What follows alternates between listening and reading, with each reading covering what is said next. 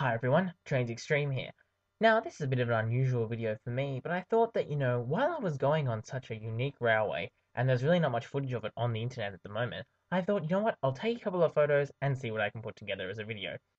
So for those of you that don't know, the SkiTube is an alpine railway that allows access to two of Australia's largest ski resorts, especially the ones in New South Wales. Now, it's an 8.5 kilometre long railway line, most of which is underground, which is a rack railway, meaning it goes up very steep hills through some very long tunnels. Now, it goes from Bullock's Flat, which is kind of this flat area before the mountains, then goes straight across the mountain for about 6.6 kilometres of underground tunnels, from where you can get off it to one of two stops, one at the bottom of the hill, which is Perisher Station, and then you can keep going for another 7 minutes or so up to the top station, which is Blue Cow. So the way this train kind of works is a bit strange. It's a single track line, which obviously you can read about more on Wikipedia, which has a couple of passing sidings, but it is a very steep climb. Now, it doesn't really look like that in the video, but I can assure you, if you're standing up, you have to lean against something, otherwise you're going to start slipping down because the 12.5% grade, when there's not much sitting room in the train, it's mostly standing room so they can fit more people on it, is a little bit frightening, especially when you've got skis and poles and snowboards and all that kind of stuff. But it's certainly an interesting way to get to the snow, I've got to say.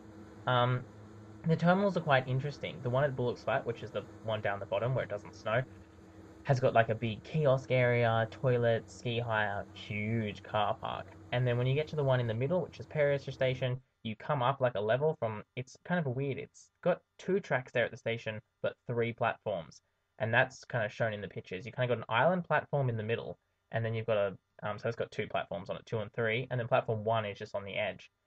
So you come up from that, and then you go to this area where there's like food and drinks and a post office and everything. And then you step outside, and it's about another 100 meters walk to where the actual bottom of the ski resort is. Now, what wasn't explained to me when I caught this interesting, funny looking train is that there's no trains that go all the way to the top. There's two shuttle trains that operate. So there's a shuttle train between the bottom, Bullock's Flat, and Perisher, and then there's a shuttle train from Perisher up to Blue Cow. So what happens is when you're on the train, you get up, you get to Perisher, and it's quite clever actually.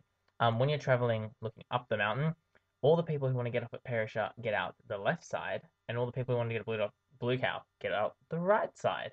So you kind of split off like that. Then you go over to platform three. The Blue Cow train comes in. You get onto that. Then when you get up to the top of Blue Cow, you get off the right side again. So they've got these little stickers on the doors and everything, and it's quite interesting. It's certainly a very interesting train ride, and it's kind of a bit strangely placed. You wouldn't think the snowy mountains in Australia would be a place for a train, but it is a fun adventure, I have to say, and it's much more convenient than trying to drive through the snow, which is quite a nightmare. The only issues I had with it, really, apart from the fact that it was quite crowded, but that's what you expected. Everything when you go skiing is crowded, especially in Australia, because we don't have any snow usually. Um, was that it's quite expensive. I think a return ticket for the day is $43 for an adult, and that's 8.5 kilometer train line, $43. You heard me right, but it is about a 17-minute ride all the way up to the top, because it has to go slowly up the incline, about 20 kilometers an hour.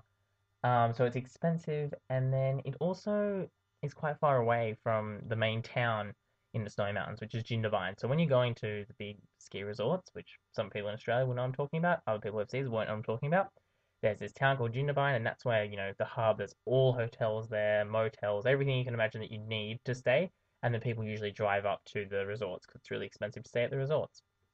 So even though this train is meant to make it easy to get there, it's still about 19 kilometers, I think, out of Jindabyne.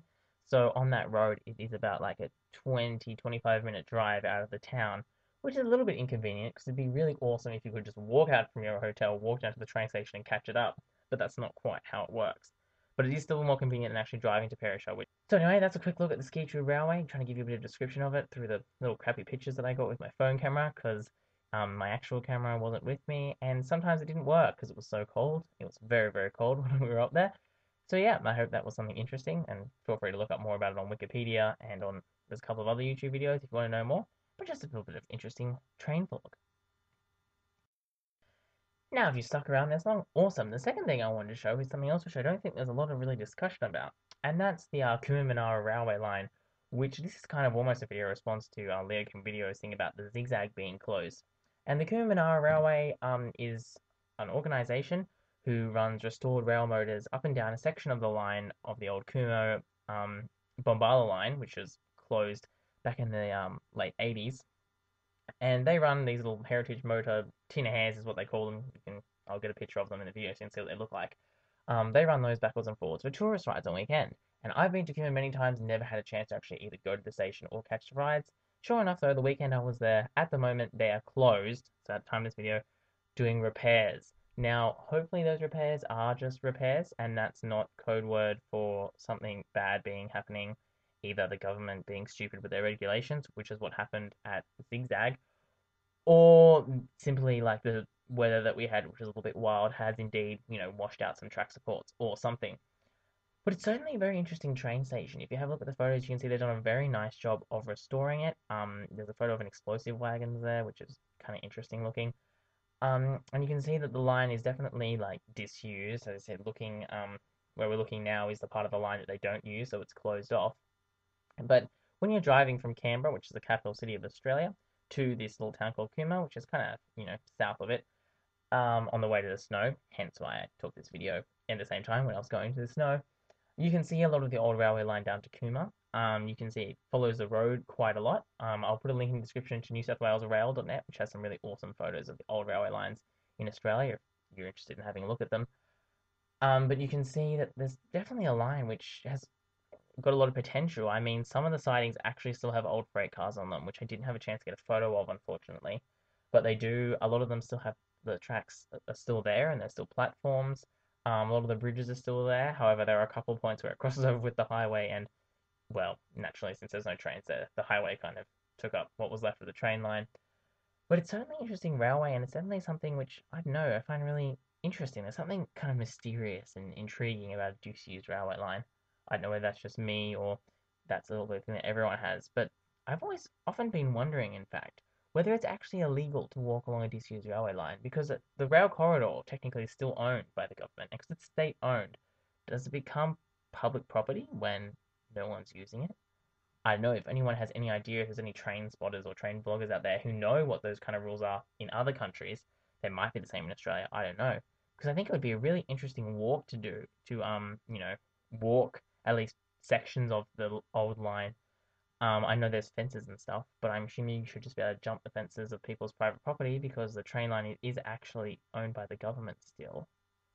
So I don't know. It's a very interesting question because it's something that I definitely like to do, and I know they've done them with other railway lines, particularly in New Zealand.